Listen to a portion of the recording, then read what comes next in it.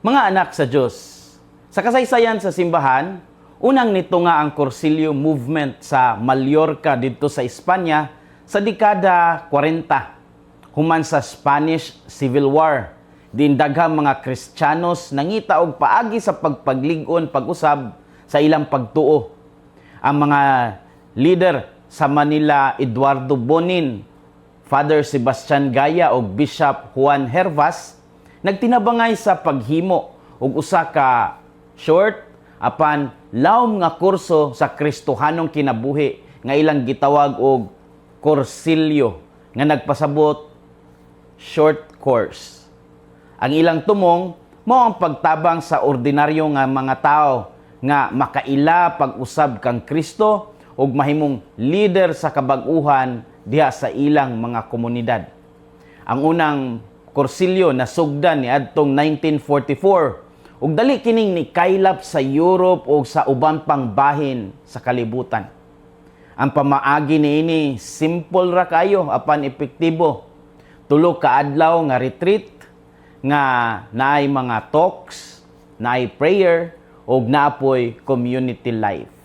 Daghang mga laiko ang na-inspire og nakasinati og na-spiritually recharge.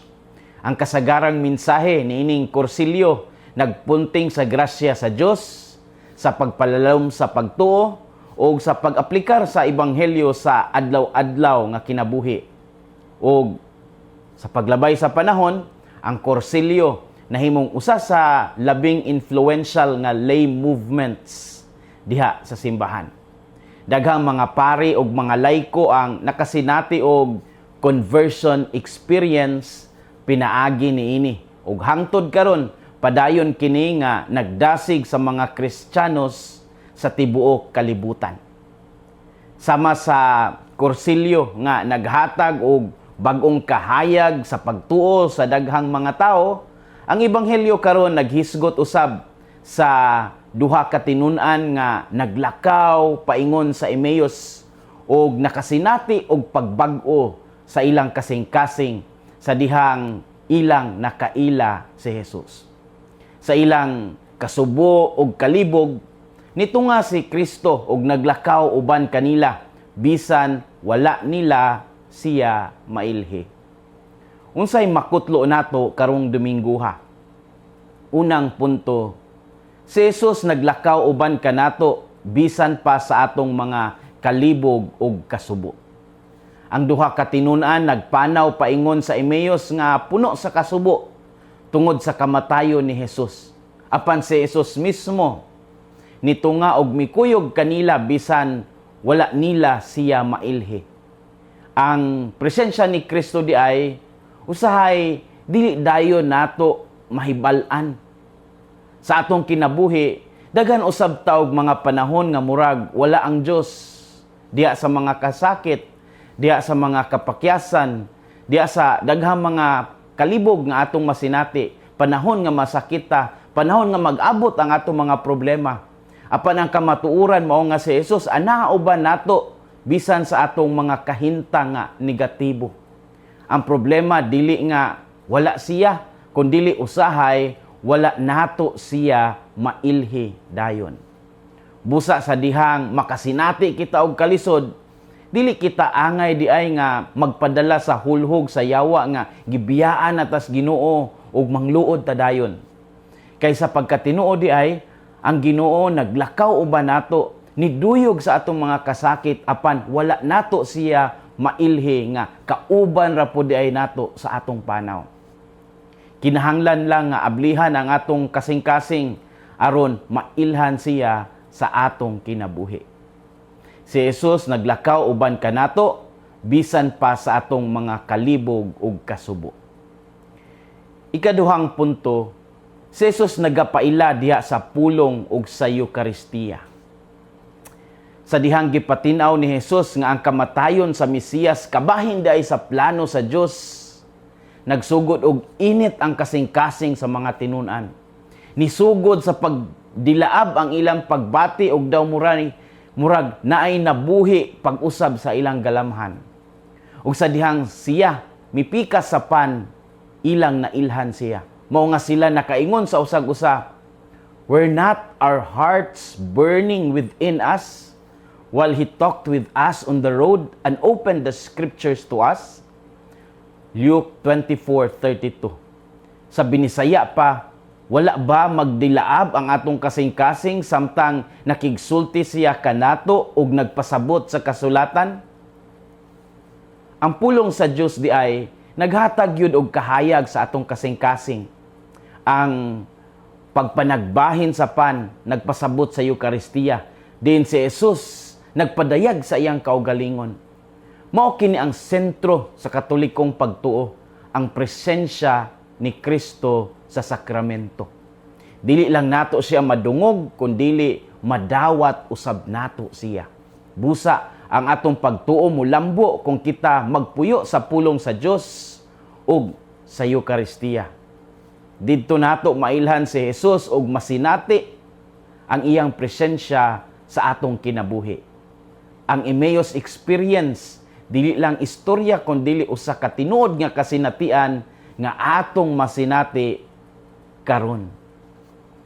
Kung mawala og malayo na gani ta sa misa, malayo pud ta sa atong langitnong kalanon. Kung mawala og malayo na gani ta sa misa, dali na lang kaayo ta sakmiton sa daghang mga tingog sa kalibutan nga wala magtagad sa Dios. Si Jesus nagapaila diha sa pulong ug sa Eucharistia. Story time. Nainangutana nako, Father, kano sa man niabot ang Cursilyo sa Pilipinas? Ang Cursilyo movement niabot sa Pilipinas pinaagi sa United States niadtong 1963. Ang Cursilyo may usa sa labing unang lay movements nga niabot sa atong nasod og nakahatag og dako nga impluwensya sa ubang programa sama sa PREX o sa Marriage Encounter.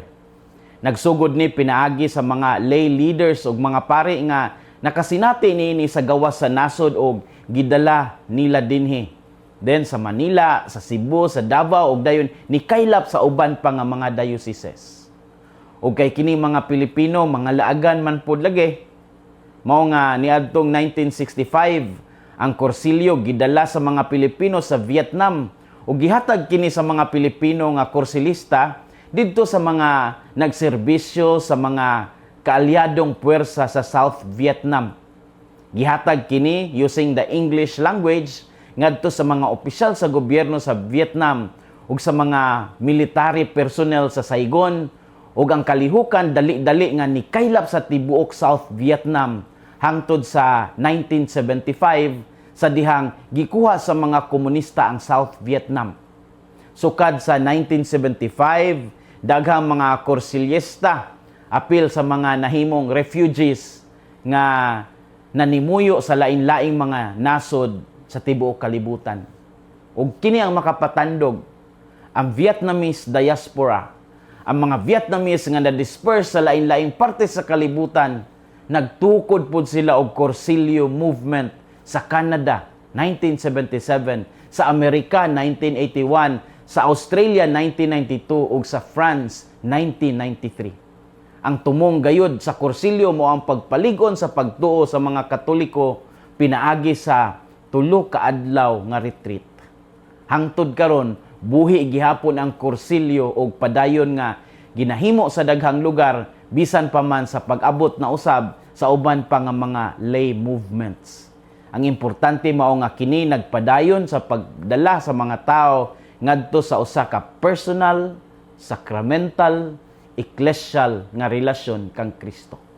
Daghang mga leader sa simbahan ang na-form pinaagi niini ug hangtod karon ang mensahe sa Cursilyo nagpabilin nga relevant o haom gihapon kaayo sa kinabuhi sa mga Katoliko. Mga anak sa Dios, ang Ginoo naglakaw uban nato sa atong panaw bisan pa sa mga daghang kalisod o lisod nga mga pagsulay.